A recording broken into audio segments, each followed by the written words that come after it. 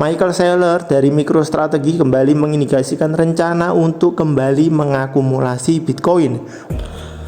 Yo guys, balik lagi bersama dengan saya Sagio Sugiarto. Di video kali ini di tanggal 9 Maret 2026 saya share lagi berita update mengenai kripto.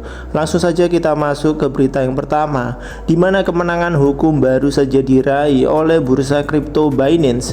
Pengadilan Federal Amerika Serikat menolak gugatan yang menuduh Binance memfasilitasi pendanaan untuk terorisme. Menyusul putusan pengadilan ini, founder Binance, CZ, angkat bicara untuk meluruskan stigma negatif yang kerap menempel pada industri aset digital. Keputusan ini tidak hanya menjadi angin segar bagi Binance, tetapi juga bagi seluruh ekosistem bursa kripto terpusat centralized exchange yang selama ini terus ditekan oleh narasi pencucian uang dan pendanaan terlarang.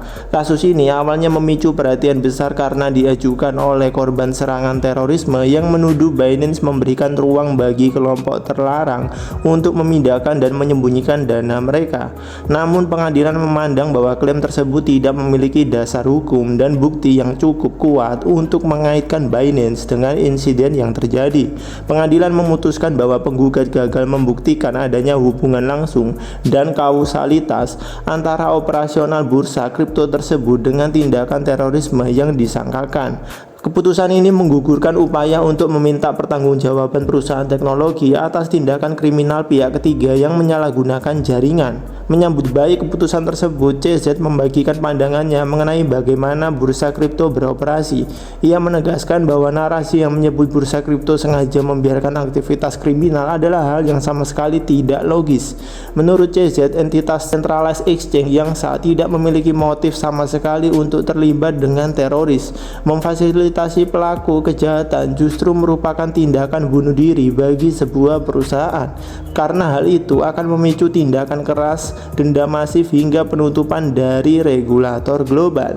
Lebih lanjut, perusahaan kripto terkemuka saat ini mengalokasikan dana dan sumber daya yang sangat besar untuk membangun infrastruktur kepatuhan, teknologi Know Your Customer (KYC), anti-money laundering (AML), dan pelacakan blockchain telah dirancang sedemikian rupa agar dapat secara otomatis mendeteksi dan memblokir aliran dana gelap. Penolakan gugatan ini menjadi presiden penting bagi industri aset digital. Hal ini membuktikan bahwa meskipun teknologi blockchain bersifat terbuka, bursa kripto terpusat memiliki lapisan keamanan yang sah di mata hukum untuk mencegah eksploitasi. Di era di mana regulasi semakin ketat, transparansi dan kerjasama antara bursa kripto dengan penegak hukum menjadi kunci utama untuk membersihkan industri dari aktor-aktor terlarang. Untuk detailnya kalian bisa mengecek sendiri di PDF ini, nanti kalian bisa download, linknya saya sertakan di kolom deskripsi. Ya oke, kemudian kita lanjut ke berita yang kedua. Michael Saylor dari MicroStrategy kembali mengindikasikan rencana untuk kembali mengakumulasi Bitcoin. Untuk ditanya kalian bisa mengecek sendiri di sini. Ya oke, kemudian kita lanjut ke berita yang ketiga. Bitwise BITB Bitcoin ETF melakukan penyetoran sebanyak 651 Bitcoin ke bursa Coinbase. Untuk detailnya kalian bisa mengecek sendiri di bawah sini. Ya oke, kemudian kita lanjut ke berita yang keempat. Crypto Fear and Greed Index kembali terperosok ke dalam zona merah, sentuh level Extreme Fear.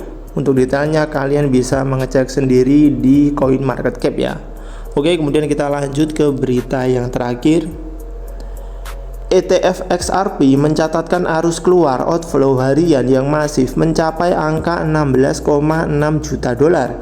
Untuk detailnya kalian bisa mengecek sendiri di sini. Ya oke, kemudian saya share juga mengenai data likuidasi dalam 24 jam terakhir. Kurang lebih ada sebanyak 90.103 trader yang dilikuidasi dan total likuidasi mencapai 326 juta dolar. Mayoritas yang kena likuidasi ada di exchange Binance, Bybit, dan juga DEX Hyperliquid.